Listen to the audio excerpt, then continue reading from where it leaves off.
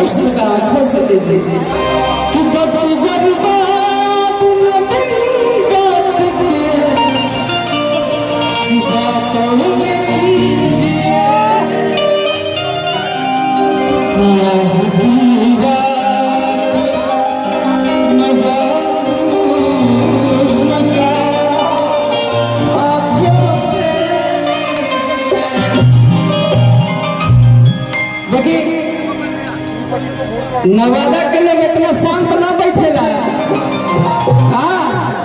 एक बजे हर घड़ी ई वाला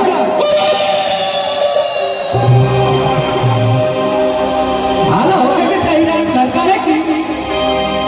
आई में जितना हमारे नौजवान भाई बैठे हुआ सब कहीं न कहीं प्रेम के मारे बैठे ना प्यार करेला सब भगवान का जोड़ी सलामत रखो हमारे नियम हम हमारे से करे लगे हमारे जीवन बस मेरे माइंड में मेरे दिल में एक ही श्रद्धा है भगवान से एक ही चीज मांगता हूँ मेरी माँ को जाने से पहले मैं चला जाऊंगा उस दिन तक मैं रहूँ जिस दिन तक मेरी माँ है। हाँ माँ की बात दुनिया तो चकाचौंध की दुनिया है कपड़ा तो आदमी बदलते बा कहे कि वो गाना बा और जाना पुरानी का गुमान करता रे बेटा और कहे हैरानी पारा जब कुछ ये सब चलते रहे ये सब दुनिया का दस्तूर है क्योंकि हर कली गुलाब नहीं होती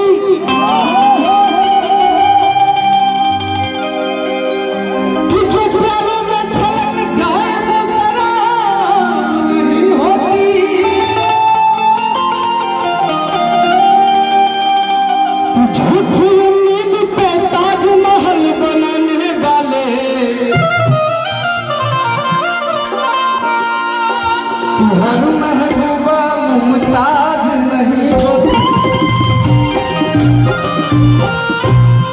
झूठों मिल के ताजमहल बनाने वाले हर महबूबा मुमताज नहीं होती है कि देखो भाई माँ हम जब आवत रहे तो बीच में कहीं कौन रहे हमसे